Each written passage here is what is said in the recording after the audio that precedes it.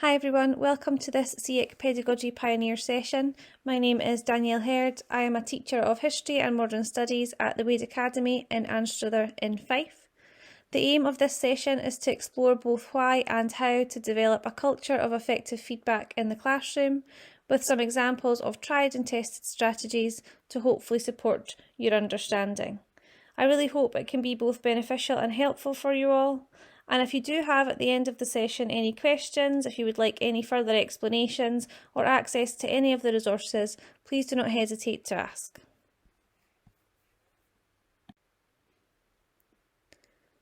So I would like to start by outlining the purpose of this session, and I'll start by going through what the session is not intending. So the session is not a guide on how to or why to give feedback. As practitioners, we're all very aware of the need to give feedback and the importance of it in classroom practice. I'm very aware of this, and therefore that will not be a focus. I would also like to state that it's certainly not perfect. I am by no means claiming to be an expert on this matter, but I'm certainly hoping some of the information today can be helpful to you. I hope that by attending this session, that means you have an interest in effective feedback and therefore can benefit in some way. Therefore, this session hopes to be a display of a variety of tried and tested strategies, which I've implemented into my own practice, combined with honest reflections from myself of what has and what has not worked, along with examples of adaptations to allow me to continue or to improve, which hopefully you can see some benefit from. I'm also hoping that if nothing else, it's perhaps something to get you started. So even to just get you started to think about your effective feedback process and the culture that you create means you're aware of your current practice and what areas you may like to go on to develop.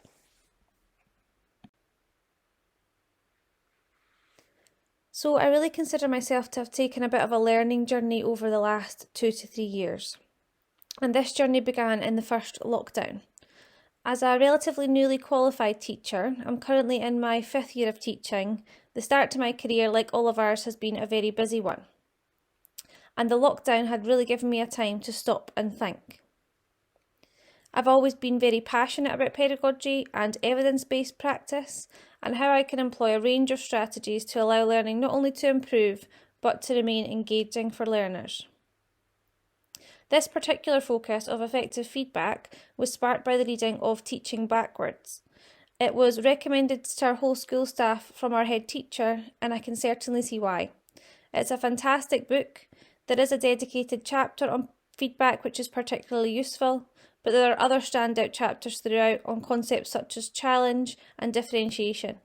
It's also filled with lots of practical day-to-day examples from current practicing teachers. This book really gave me the bug for pedagogical reading.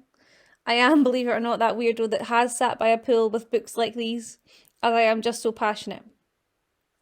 Having been able to undertake further readings, most recently Making Every Lesson Count, which was another recommendation from our head teacher. She is just as much of a pedagogical geek as I am. This book again is full of fantastic themes with lots of accessible and inspiring examples, and I will reference these readings throughout. The 4 readings on screen certainly stood out to me in particular, but there have been many others, as well as blogs, articles and Twitter finds. I'd like to take a brief moment and have a side note on teacher Twitters. It is a high recommendation from myself.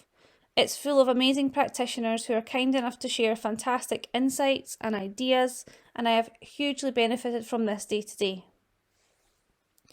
I am aware that time is a big factor for us all. I'm sure we would all love nothing more than to be able to stop and read. For instance, this is one of the busiest times for secondary teachers currently in SQA mode, and having close family who work in the primary sector, I'm really aware of the intense schedule you all face.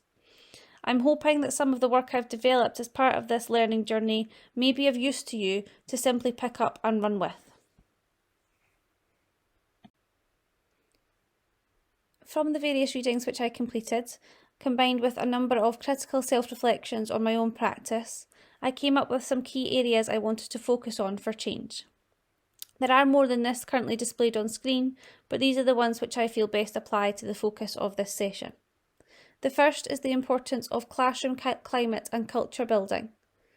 I will touch on this on a number of occasions throughout this session, and I truly feel it's the anchor to allow effective feedback to flourish in the classroom. The second is the realisation that without high quality feedback, practice becomes little more than task completion, and that it is of importance to ensure that feedback is effectively planned and therefore directed for learners. The third has been a big shift in the way I practice, and that is the use of modelling to develop independence. Again, I'll touch on a range of different ways I use this in my practice currently, with some background as to its justification for use. And the last was a changing mindset in the way that is discussed in Making Every Lesson Count, linked in with Carol Dweck's theory on growth mindset, to have high expectations of all learners all of the time. And again, I will elaborate more on this later in the session. One of my biggest takeaways from my learning journey has been the concept of culture and how creating a culture with your learners can have various positive outcomes, and how we can centre this around the process of effective feedback. Now, we all do this every day as part of our learning and teaching. Our learners are aware of our expectations, our styles, our particular practices, and they respond accordingly to these. However, focusing on a culture of effective feedback has had evident improvement in the classroom. I want to highlight this point from Childs, the author of The Craft of Assessment, another high recommendation as a reading from myself, and his explanation of a misconception that I believe many teachers fall victim to. I myself certainly overlooked this, and I'm grateful to have been enlightened to it.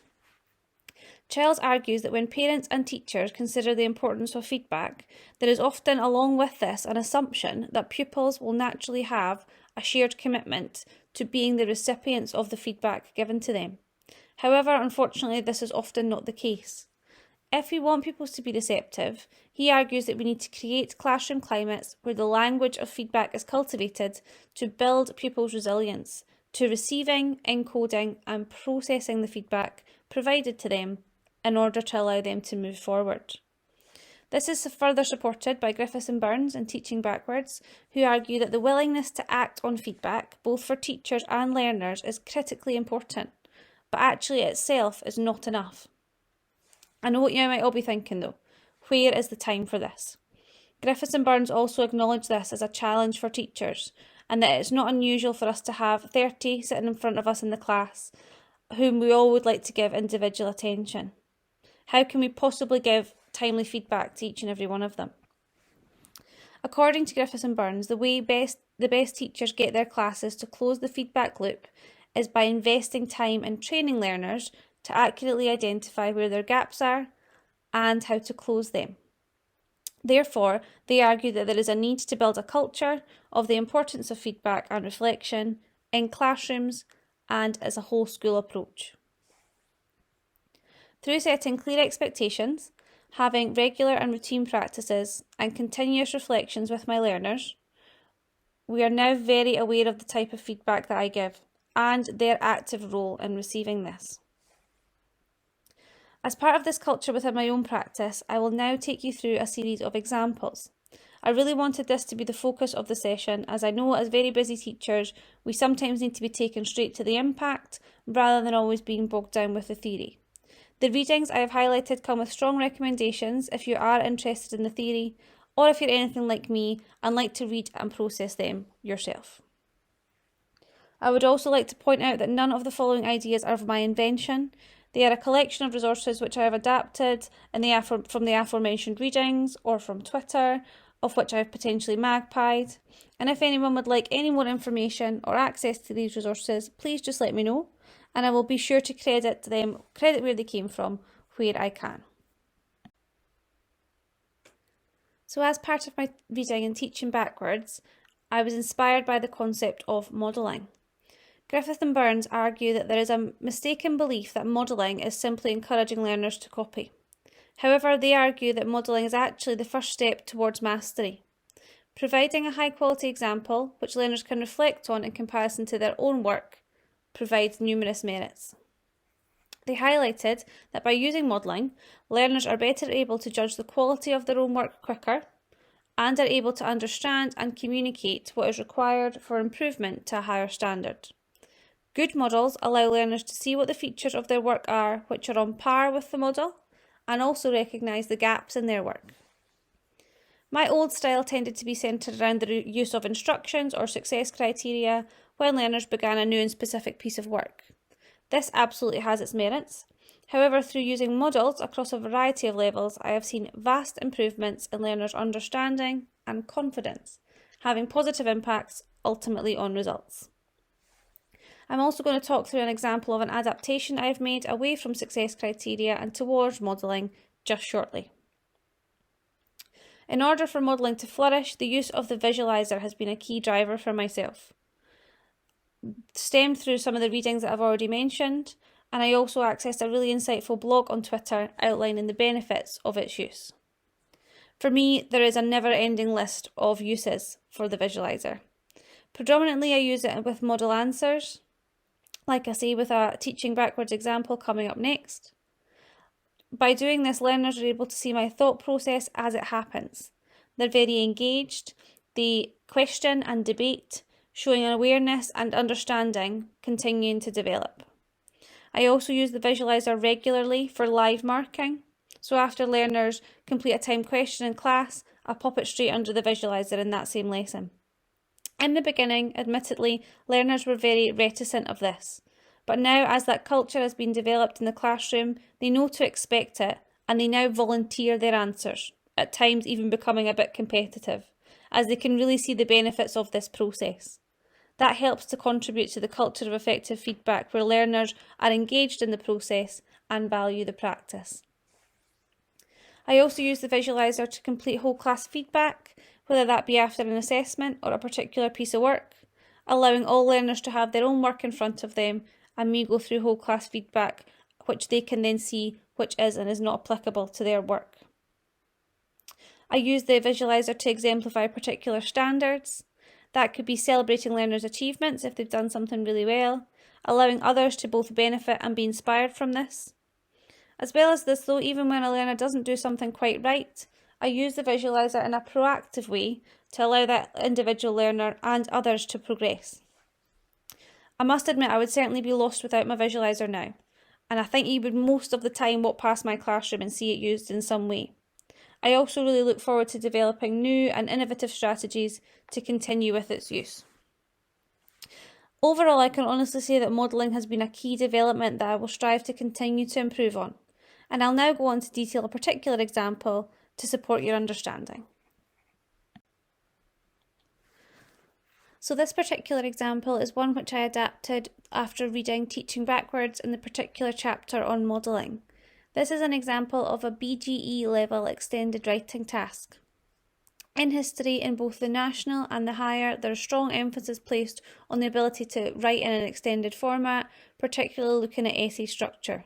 So what we do is we try and intervene this in the BGE to try and allow that development of progress and understanding for learners. This particular example you'll notice is very off topic. It's not linked to history, but we do this intentionally so that learners can focus on the structuring and the key components rather than becoming too distracted by the content. I use this in the visualiser, pop it under blank, and then we work together to colour code to support understanding as displayed on screen. By doing so, I'm able to take my learners through a step-by-step approach in which they understand the purpose of each component and can always have this in their jotter to refer back to as an alternative to a success criteria or list of instructions. I also try to make sure that we make use of key terms, whether that be the structuring terms or particular use of language, and it's provided a real key feedback from learners. It's had positive feedback and had an improved mark on performance and understanding. So this is another similar example, but this time for higher history. In higher history, the components that are required in the essays are quite particular and specific. Learners have to jump through a series of hoops in order to get the marks, and I've found this approach by starting with a model answer to be really helpful, predominantly in learners' confidence. There's quite a jump from the National 5 to the higher, so centering this on a model answer rather than a set of vague instructions I've found to have marked benefit. Similar to the example before, the learners are issued this blank, and we work together under the visualiser to colour code the particular elements necessary for the main body paragraphs. They then have this as a bit of a guide to work from there moving forward when they complete their own independent practice in class. Again, with positive feedback from learners, a really quick and evident clear understanding, and as I say, a real impact and boost to learner confidence.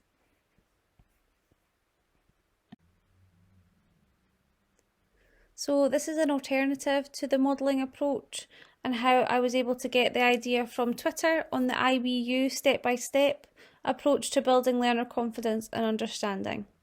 It has 3 key stages.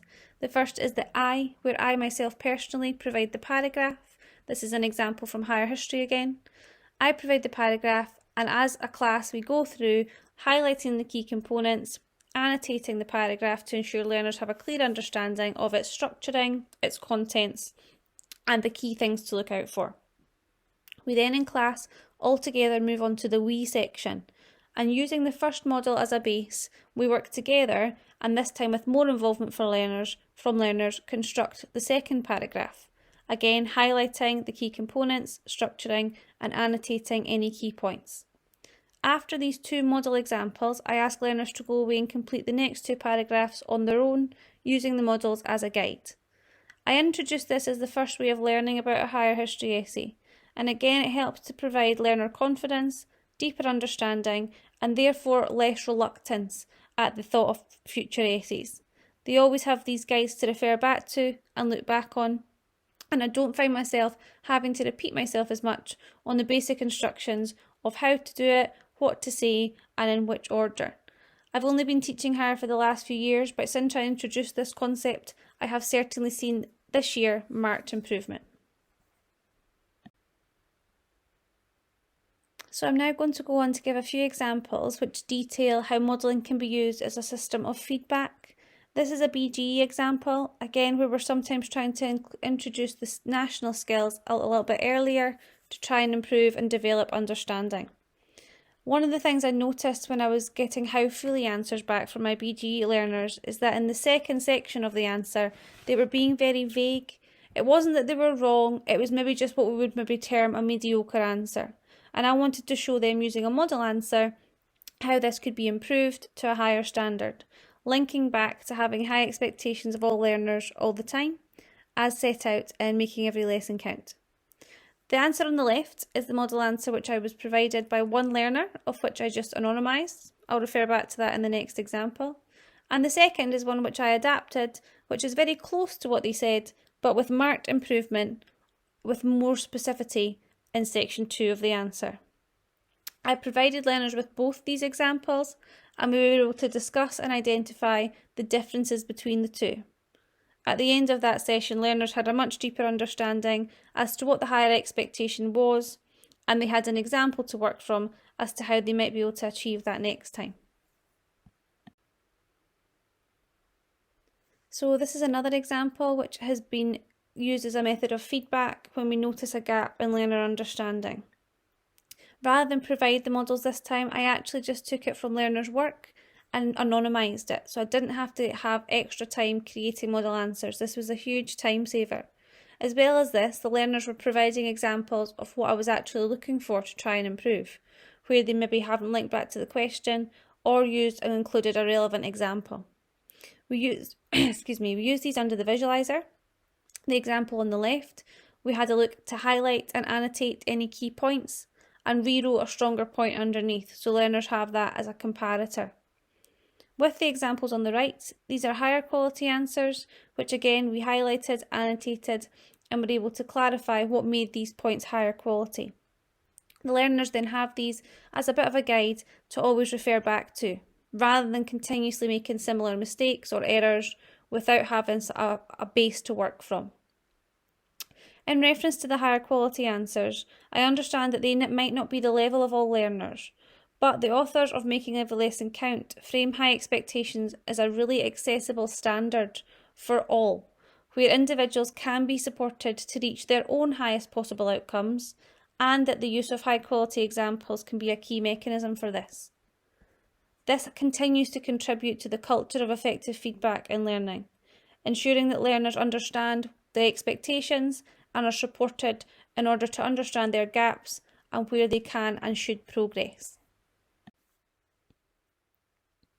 So this example is a similar alternative to the one previously discussed, looking at the model answers which are presented to learners and looking for the strengths and weaknesses of these. I use this type of task earlier on in the course where the learners haven't had as much chance to practice the skills questions, and therefore I don't necessarily have a bank of model answers I can choose from learners' work. These examples, if I refer back to the BGE example, are not linked to the topic. And again, this is hoped to allow learners to have better concentration and focus on the structuring and of the key components without becoming distracted by the content of which they are studying.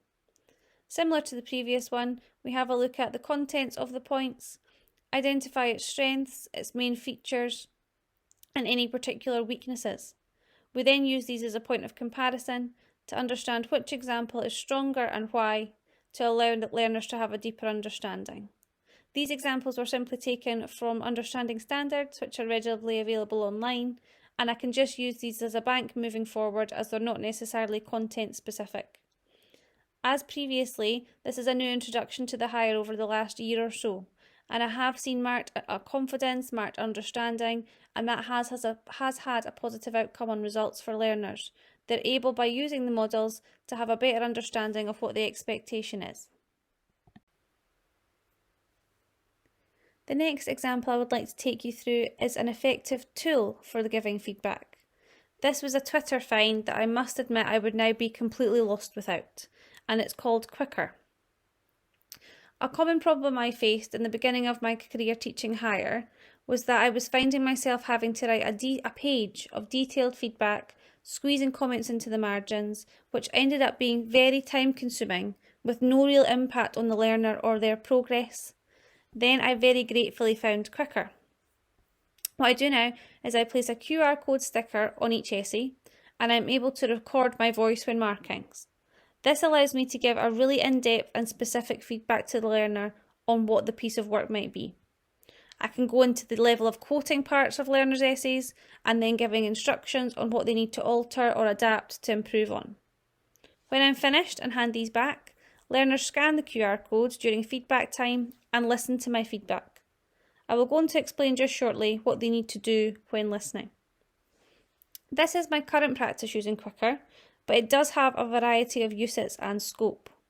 I notice that you can attach a video to the QR codes, and learners are also able to respond to the recordings via written or recorded comment. I'm sure that there are many ways this can be used in a variety of different settings and across a range of subjects. Particularly with the climate that we currently find ourselves still working in, with the maybe need for virtual or digital feedback, this can be a real game changer.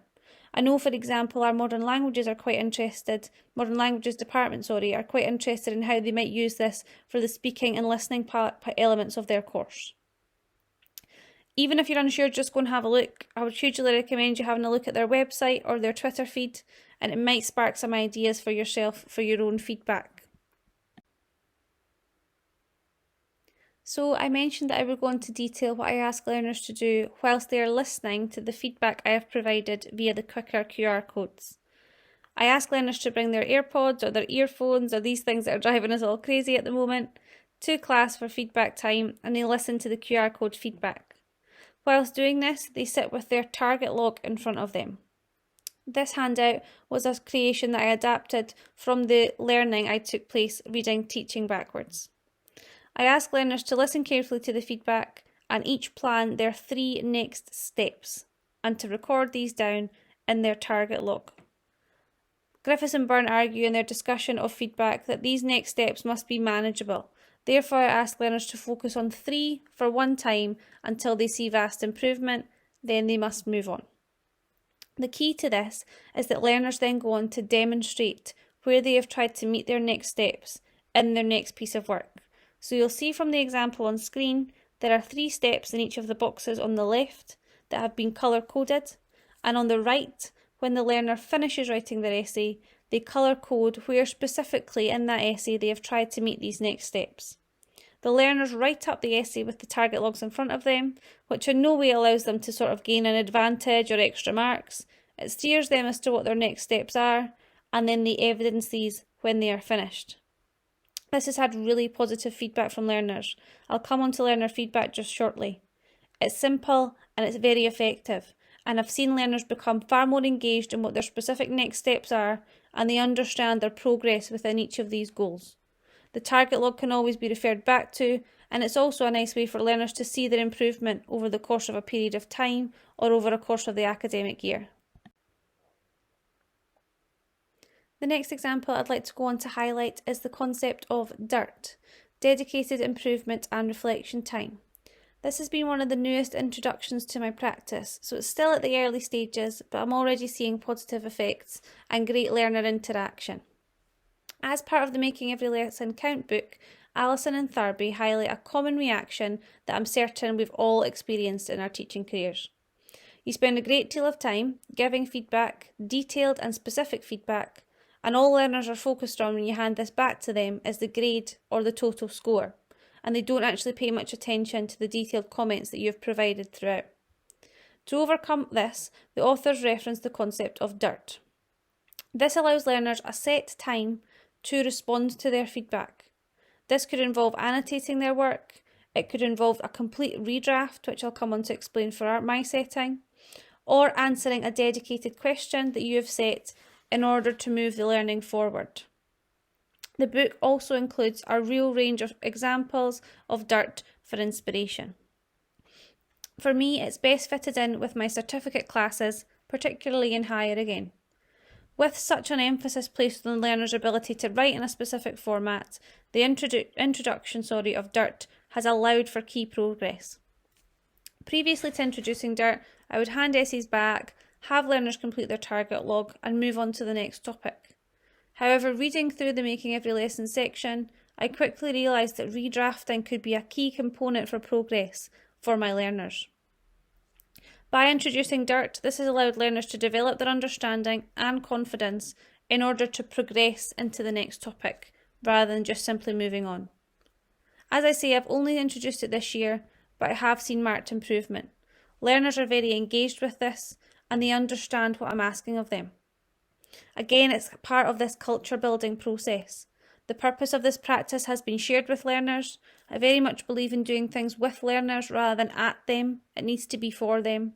There is a display in our room, which has been shown on screen, next to a dedicated bank of DIRT resources, which is ever growing, and learners are able to engage with this. It's so far as that they engage with the language and terminology. They know exactly what I mean when I mention DIRT, and they can often be heard asking if they have a DIRT session coming up the next week, for example. This allows learners to take ownership of the strategy. It has received positive feedback and a number of positive outcomes. I've mentioned a number of times in this session that a lot of the strategies I've employed have received positive feedback from learners, and this is genuine. On screen, I've selected some comments from learners that I have gathered from regular feedback sessions with them. I ask for their opinion, I ask for their thoughts on the strategies, and I'm therefore able to adapt and alter these to suit the learners in front of me. You can see from the comments selected, which are completely genuine, that the learners are aware of the feedback culture in the classroom, they are engaged in this culture, and it's something that they know is a set expectation. For example, that it's so specific and easy to use. They're making use of it in order for their learning to develop. They can highlight exactly what they need to do to progress in their next piece of work. They understand it's all about improving outcomes and improving goals for them. And the last one states that they know my expectations. They know the level that they need to continuously work towards as part of this routine and practice culture. And as I say, the feedback can be super helpful. Sometimes they come up with ideas or tweaks or alterations that make the strategy even more purposeful, and I wouldn't have gained that had I not sought their feedback regularly. As part of an effective feedback culture, and an effective feedback process, a number of the readings that I undertook mention the process of self-reflection from the learner's perspective. This is another key component which I've introduced in my practice, which has also altered and developed along the way. As I said near the beginning of the session, some of the strategies I've employed have worked, some haven't, and some, such as these, have needed alterations and adaptations in order for them to be more purposeful for both myself and learners in order to create an effective feedback routine. On screen is an example of an adapted learner self-reflection handout that I asked predominantly my certificate learners to complete after an assessed piece of work, for an example. You'll see on the left, it's quite a simplistic self-reflection where learners are asked to break down their score for particular questions, their overall result, and have a think and reflection about their revision process and their confidence overall. There's also a space at the bottom for parent and carer comment, which I'll come back to just shortly. You'll then see on the right, I was able to see some fantastic examples of this on Twitter and was able to combine these resources and adapt it to best suit my own needs. The example on the right is far more specific. It allows learners to choose from a selection of popular answers, so whether that be the methods of revision or the impacts to their exam performance. I found in the previous example that with teenagers I was getting typical answers like no, nothing, don't know. Whereas on the right, I was getting far more specific and dedicated answers, and this allowed myself and learners to have a far more purposeful learning conversation at the end of their self-reflection process. Similar to the previous example, this also has a parent and carer comment section. I really wanted to engage through my learning and reading teaching backwards. The importance of parent-carer collaboration was raised, and the ability for there to be a triangulation between learner, school and home. I'm going to come on just shortly to give some examples of parent feedback, but I have seen this to be an even bigger part of the culture and routine building aspect. Learners have the set expectations in school, they're aware of the self-reflection process and its importance, and that's then taken home, where hopefully learners can have enriched conversations with parents to further deepen their confidence, their value, and their understanding on the need for effective feedback combined with self-reflection. So this is a selection, again completely genuine, of some of the comments I've got back from parents or carers when the self-reflections of my learners have gone home and then been returned to myself. I've selected these key three in particular as I think that there's a good range and variety of how parents have engaged with learners' self-reflection and have hopefully been able to then better support them at home with this. We have understanding of learners and parents as to how hard they've worked for a particular assessment, the preparation aspect, and then the happiness with performance and overall progress. There's also examples on screen where learners have expressed to parents and carers what specific next steps they have, and therefore parents can hopefully be more aware and supportive of this at home, and this is something I can also build upon in school. As well as this, there's maybe some knockbacks to progress, which sometimes parents reference, or if the result hasn't gone so well, parents are able to better understand why, and therefore for future parents' nights, for future reports, any communications home, there's just a better level of depth and understanding. It's not just about that, it's obviously for the progress of the learner, but I think having an all-encompassing approach both in school and home only has positive benefits. And again, this is a new strategy which I'm continuing to work on, but so far has a positive response. Thank you very much for taking the time to listen to this session. I'm aware that I've gone through quite a few examples there at quite a quick pace. Therefore, if you would like any further explanation, if there are any sort of key readings I can point you in the direction of, if there's anything I need to go through in a bit more depth if I've not been clear enough, or if you would like access to any of the resources to be able to sort of use and adapt yourself, please just ask. I would like to end the session by outlining some of my own key next steps moving forward on this learning journey towards effective feedback. I've mentioned a number of times throughout that the process of self-reflection has been critically important, and this is something I would like to continue, making sure I stop and reflect on what's going well, what maybe needs alteration and adaptation, and what new ideas I can perhaps bring in order to progress further. Again, as mentioned, I would like you to continue to seek out learner feedback. They're very honest, and I would say that 99% of the time this is incredibly helpful, not only for the learners that I'm currently teaching, but some come up with ideas of adaptations to strategies which will benefit all learners moving forward as I continue to use these. Ideally, I would really love to plan in some more reading time. Admittedly, since we've been back in the full motion of school after virtual learning and virtual teaching, it's just not been possible for me to read as much as I did during lockdown, as I stated at the start of this session. But I would really like to try and plan some structured or timetabled way that I can actually access reading on a more regular basis.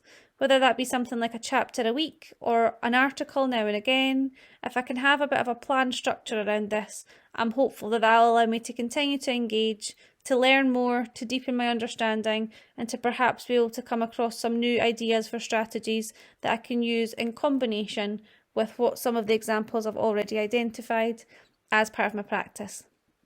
And lastly, I would love to continue to share and learn from others.